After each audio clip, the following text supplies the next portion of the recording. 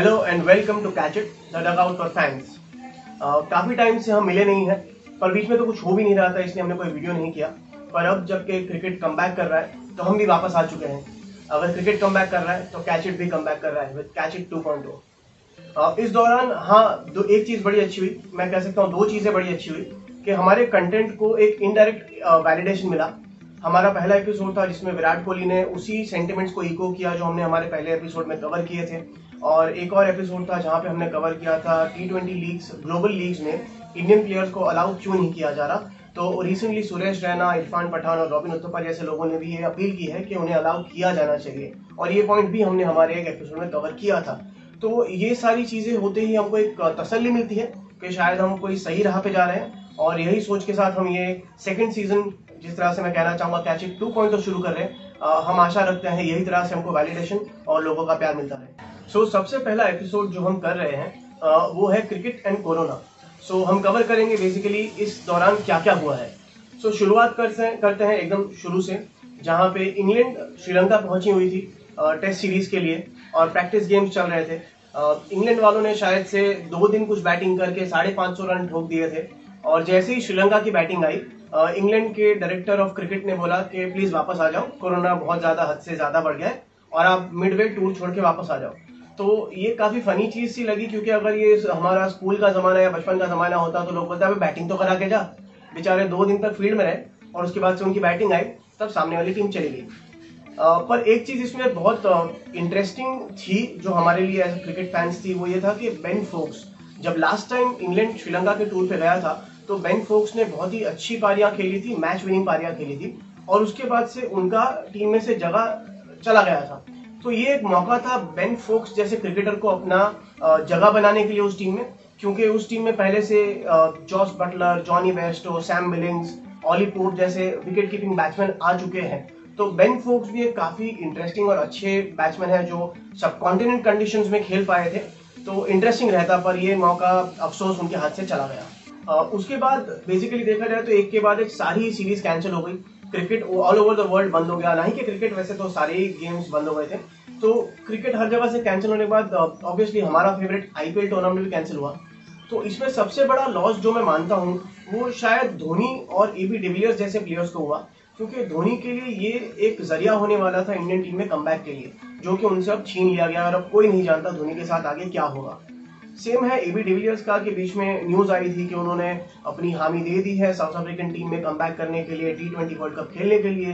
Cricket fans बहुत ही ज्यादा उत्सुक थे उनको वापस खेलते हुए देखने के लिए, और IPL अगेन एक जरिया बनता उनके लिए ये टेस्ट करना कि क्या वो सही फॉर्म में चल रहे हैं इंटरनेशनल लेवल खेलने के लिए। पर अगेन इस प्लेयर से भी वो मौका छीन लिया गया IPL ना होने की वजह से।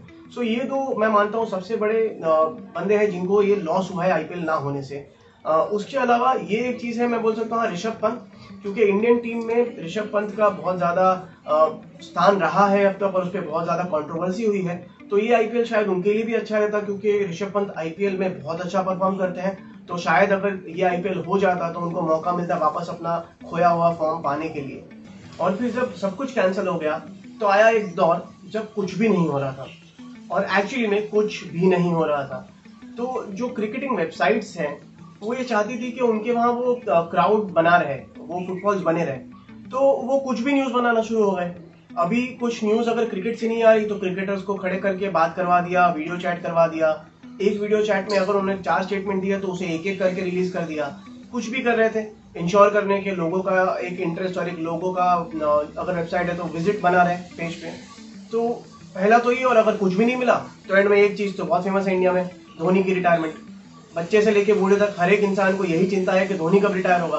तो कुछ नहीं तो ये जरूर डाल दो मार्केट में एक अफवाह कि धोनी रिटायरमेंट ले रहा है, और उसमें तंग आके बेचारी साक्षी धोनी को बार बार आके उनको डिफेंड करना पड़ता था कि ऐसा कुछ नहीं है, अगर कुछ होगा तो धोनी खुद बता देंगे। अब इस दौरान जब कुछ भी नहीं हो रहा था तो हमारे एंटरटेनमेंट का जरिया सिर्फ पाकिस्तानी प्लेयर्स रह गए थे, और उसमें से शोएब अख्तर सबसे आगे थे। उनको लग रहा था कि क्रिकेटिंग वर्ल्ड को एंटरटेन करने का पूरा जिम्मा उनके ऊपर है। और मैं ऐसा क्यों कह रहा हूँ, क्योंकि अगर आप उनके स्टेटमेंट्स उठा के देख लो इस टाइम तो आपको सीरियसली हंसी आएगी। वो एक टाइम बोलते हैं कि अगर वसीम अकरम ने मुझे कभी मैच फिक्सिंग करने बोला होता ना तो मैं उनकी जान ले लेता। फिर बोलते पर वो बात अलग है कि उन्होंने कभी मुझे ऐसा कुछ कहा नहीं। फिर कभी बोलते हैं कि अगर मैं स्टीव स्मिथ के सामने आता, क्योंकि एक वेबसाइट थी जिसने उनको एक दूसरे के अगेंस्ट पिट कर दिया था, ये दिखाने कि अगर प्रीवियस जनरेशन के फास्ट बॉलर आज के जनरेशन के बैट्समैन के सामने होते तो कौन जीतता।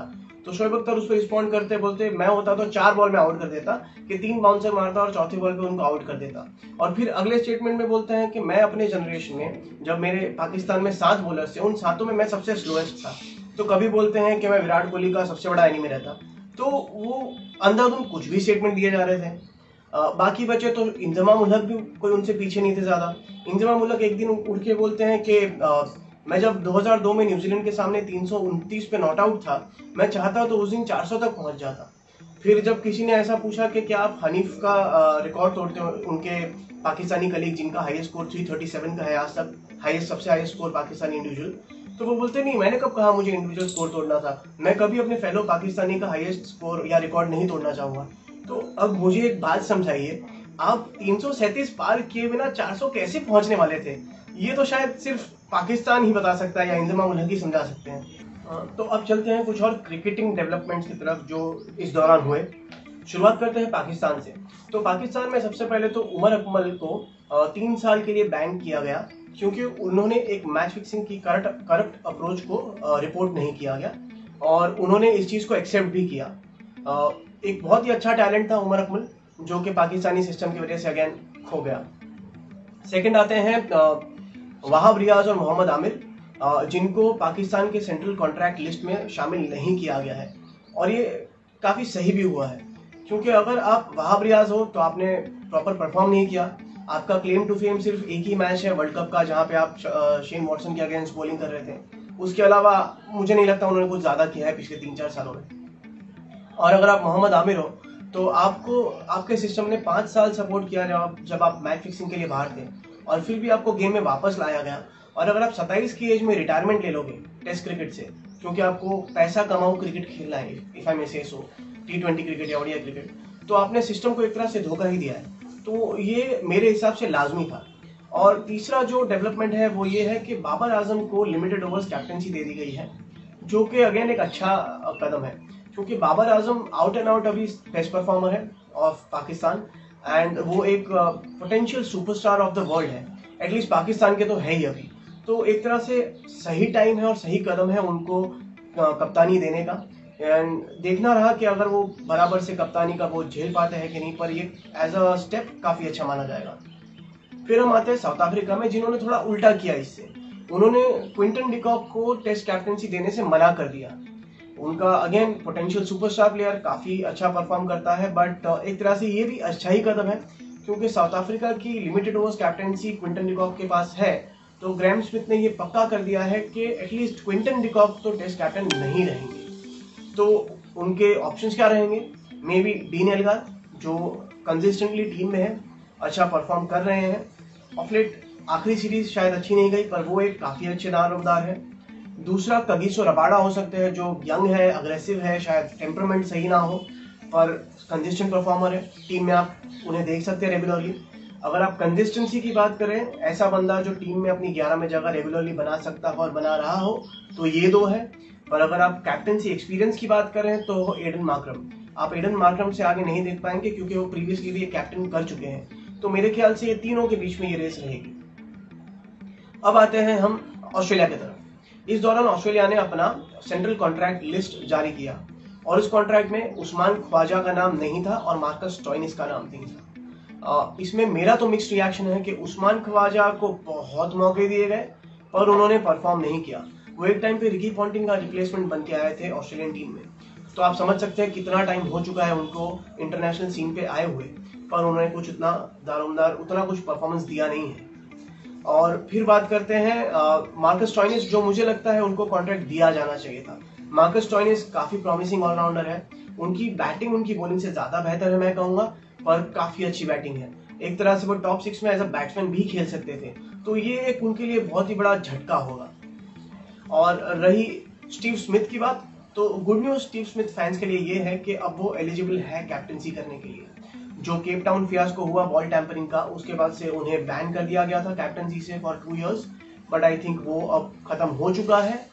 आई नो वो खत्म हो चुका है, एंड अब ये है कि देखना रहता है कि क्या ऑस्ट्रेलियन टीम उसको कप्तानी वापस थमाएगी। मेरे हिसाब से दे देनी चाहिए, क्योंकि उनके ऑल्टरनेटिव ज्यादा मुझे नहीं दिख रहे हैं। आप फॉर श्योर डेविड वार्नर को तो नहीं देंगे, बिकॉज वो बैंड है। टिम पेन से मैं उतना प्रभावित नहीं हूं, क्योंकि उनकी टीम में 11 में जगह ही नहीं बनती। और एक ऑप्शन जो माइकल क्लार्क बहुत ज्यादा प्रमोट कर रहे हैं वो पैट कमिंस का। बट अगर आप देखें तो हिस्ट्री उठा के देख लीजिए, एलन वॉर्डर से लेके माइकल क्लार्क और स्टीव स्मिथ और इवन टिम पेन तक कभी भी मैंने ऑस्ट्रेलियन कैप्टन किसी बॉलर को बनते नहीं देखा है। इवन उन्होंने शेन वॉर्न जैसे महान कप्तान को मिस किया कैप्टनसी देने से।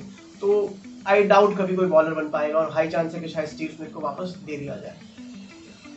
अब आते हैं हम वेस्ट इंडीज की तरफ। वेस्ट इंडीज की टीम अगर ड्वेन ब्रावो की मानी जाए तो T20 वर्ल्ड कप जीतने के लिए सबसे बड़े दारोमदार हैं, और ये मानना भी पड़ेगा, क्योंकि उनके पास जो बैटिंग लाइनअप है, जो तगड़े बल्लेबाज आज भी है, वो T20 वर्ल्ड कप जीतने का ताकत रखते हैं।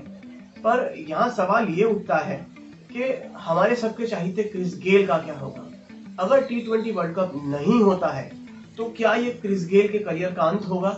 और अगर ये अंत है तो ये बहुत ही दुखद अंत होगा, क्योंकि एटलीस्ट मैं मेरे तरफ से कह सकता हूँ, और मेरे जैसे बाकी सारे क्रिकेट फैंस जो क्रिस गेल के फैंस हैं उनके बिहाफ पे कह सकता हूँ कि हम जरूर चाहेंगे कि क्रिस गेल को एक और मौका मिले और वो रिटायर ग्राउंड पे हो, ना ही कि ऑफ द फील्ड।